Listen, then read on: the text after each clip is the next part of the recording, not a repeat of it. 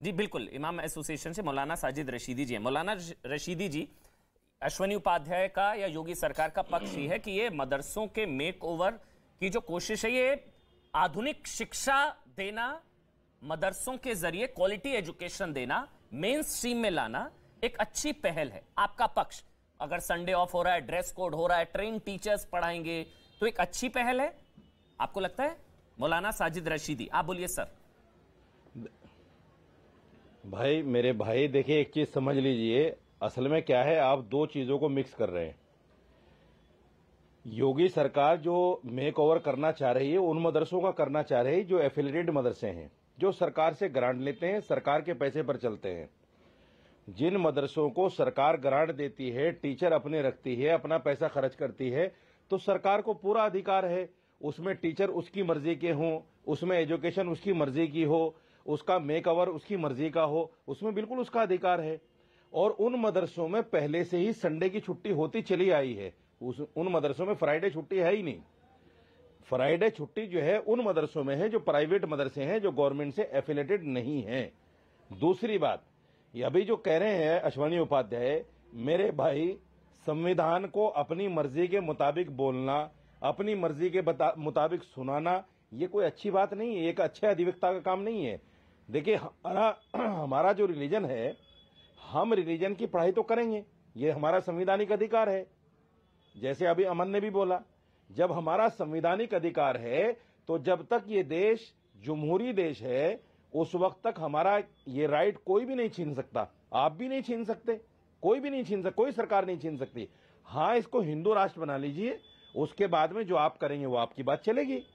ये पार्लियामेंट से कानून पास करवाइए कि साहब यहाँ कुरान की तालीम नहीं हो सकती, यहाँ जो है मोहम्मद सल्लल्लाहु अलैहि वसल्लम की हदीसें नहीं पढ़ाई जा सकती, पार्लियामेंट से पास करा दीजिए इसको। टीवी पर बैठकर लंबी लंबी बातें करना, टीवी पर बैठकर सिर्फ हिंदुओं को खुश करना, ये अच्छी बात नहीं है। अश्वनी उपाध्याय जी, आपने तो पीआईएल हर मामले पर डाल रखी है, बोर्ड पर आपने डाल रखी है, पर्सनल बोर्ड पर आपने डाल रखी है, मुस्लिम एजुकेशन पर आपने डाल रखी है, मुसलमान कैसा होना चाहिए उस पर आपने डाल रखी है, टोपी होनी चाहिए कि नहीं होनी चाहिए उस पर आपने डाल रखी है। आपका तो काम ही यही है।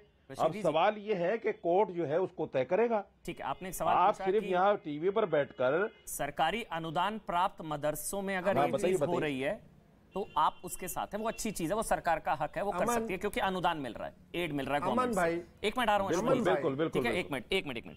लेकिन अगर वो बच्चे जहां अनुदान नहीं मिल रहा, वो बच्चे क्यों महरूम रहे इन चीजों से, क्वालिटी एजुकेशन से, ट्रेन टीचर्स से?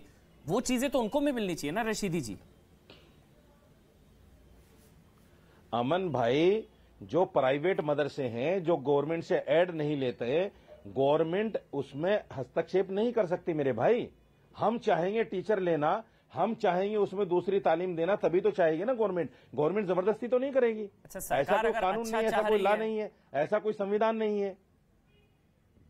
सरकार अच्छा चाह रही है, नियत तो हमारे जो 4% बच्चे, सुनिए जी हाँ बोलिए। अरे मेरे भाई, जो हमारे 4% बच्चे, ठीक है सुनिए, जो हमारे 4% बच्चे जो हमारी जरूरत है, जो कुरान पढ़ते हैं, हदीस पढ़ते हैं, हमें मस्जिदों में इमाम चाहिए, मदरसों में कुरान पढ़ाने वाले हाफिज कारी चाहिए, मस्जिदों में अजान देने वाले मुअज्जिन चाहिए, वो हमारे इन 4% बच्चों से ही तो मिलते हैं। ये हमारा संवैधानिक अधिकार है अमन भाई। लेकिन इसमें आप इसको नहीं छीन सकते, न सरकार छीन सकती है। जब तक ये देश संविधान से चलेगा, हमारे अधिकार को नहीं छीना जा सकता।